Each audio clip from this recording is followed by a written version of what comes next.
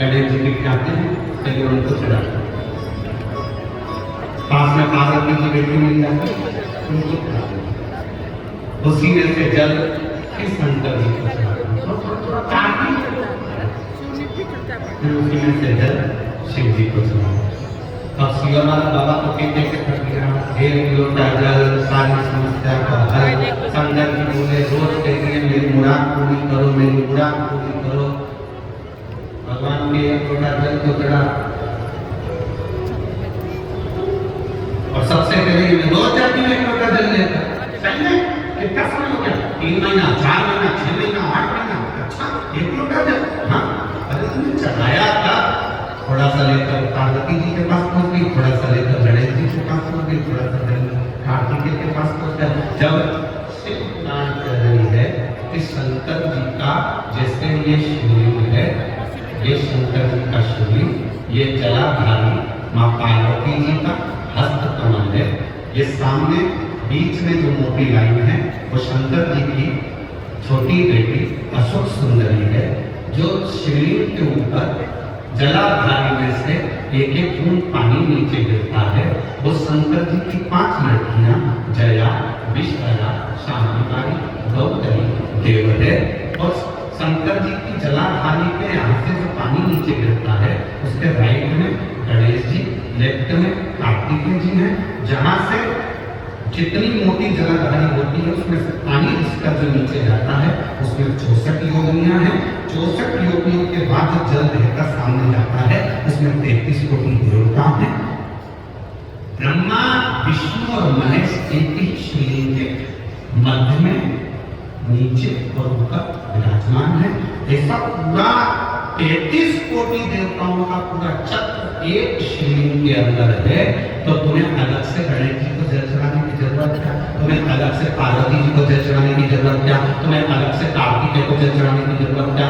एक लोटा जल शिव को चढ़ाओ, सब तो मिल जाएगा। गमले में जड़ में पानी डालो, पत्ती और तो कह रहे हैं हमने एक लोटा जल चढ़ाया तो बाबा हमारी सुनता नहीं है।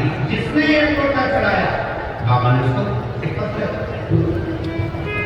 किसी का पत्र जो अभी पता चल रही है उसी के हिसाब से पता है। कांच जला के दिया पत्र साधु। मैं गुरु जी आपको प्रणाम करती हूँ। मेरा नाम प्रियंका शर्मा और मेरे पति का नाम मुकेश शर्मा। मैं चित्तौड़गढ़ जिले के निगड़िया गांव राजस्थान की रहने वाली हूँ। कहीं बैठी हूँ तो हाथ मिला सकती हैं, अगर नहीं बैठी हूँ तो हाथ मिला सकती हैं, कहीं पर बैठे हो तो हाथ मिला सकती हैं, अगर कहीं बैठी है तो हाथ मिला सकती हैं। मेरा नाम प्रियंका शर्मा और मेरे पति का नाम मुकेश शर्मा है। मैं चित्तौड़गढ़ जिले के नेगड़िया गांव राजस्थान की रहने वाली हूँ।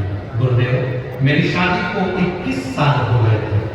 21 साल हो गए, मुझे संतान का सुख नहीं मिला। कहीं बैठी है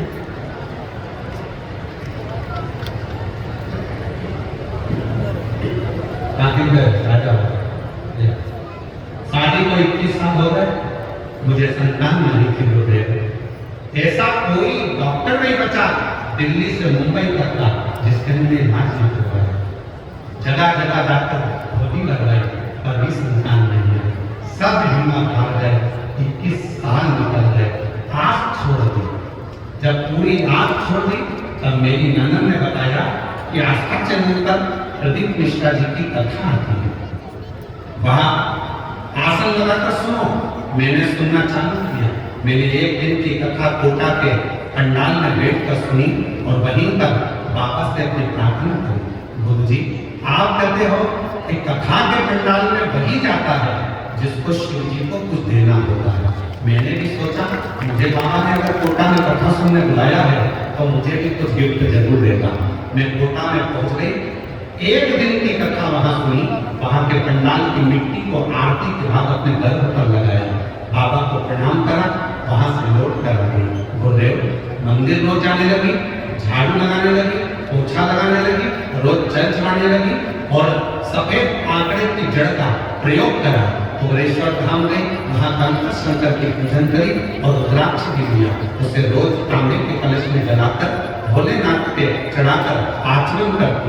3 महीने बाद फिर से सफेद आंकड़े की जड़ का फिर प्रयोग करा और बाबा की ऐसी कृपा हो गई गुरुदेव, 21 साल के बाद मेरे गर्भ से 3 जनवरी 2024 को मेरे गर्भ से बच्चे ने जन्म लिया।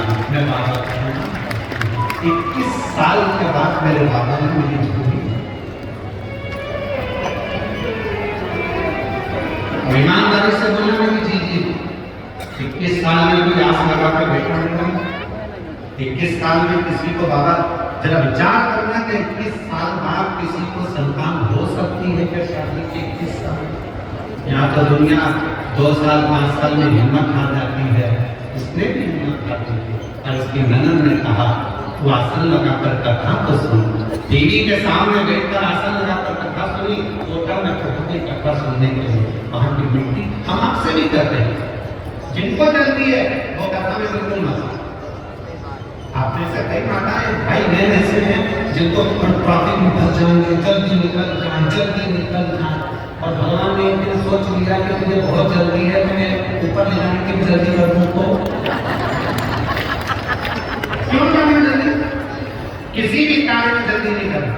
मंदिर आराम से जाओ, तुम्हारे घर का काम हो जाए तब जाओ। जल्दी नहीं है कि मैं अपनी जाऊंगी, मेरे घर में इतना काम पड़ा और अपनी जल रहा हूं, नहीं। तुम पूरा काम निपटा, पति के लिए टिफिन बनाओ, बच्चों को स्कूल पहुंचाओ, आराम से सास के लिए भोजन बनाओ। तुम्हारा माता पिता बीमार है, सास ससुर बीमार है, उनकी सेवा कर दो। सेवा करने के बाद बच्चे लोगों को टिफिन बनाकर आराम से उनका सारा काम निपटा कर जब फ्री हो जाओ तब एक लोटा लेकर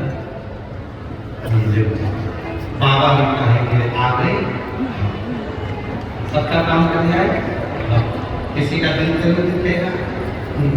हम इस सब का काम कर आखिरी में अपने पापा से, अपने भाइयों से, अपने पिता से मिलने के लिए और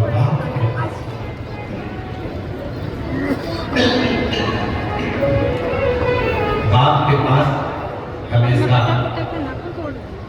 बोलो इतने बेटे हो सबसे बोलना, बाप के पास हमेशा छुट्टियों में जाया जाता है।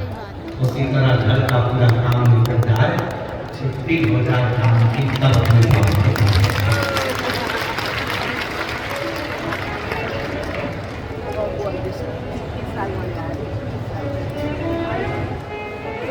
इधर का नहीं चल रहा, कहाँ चली गई?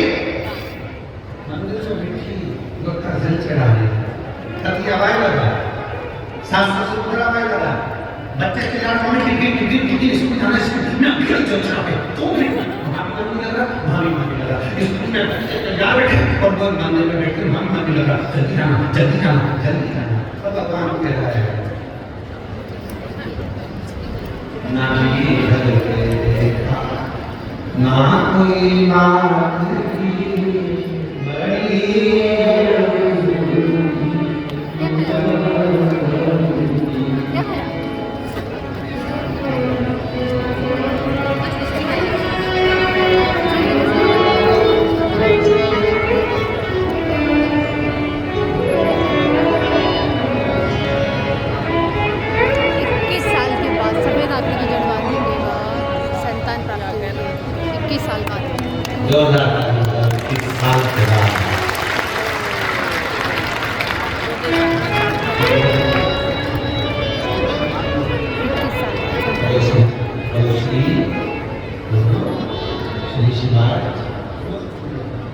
इक्कीस साल के बाद ये पर 2000 तक लगा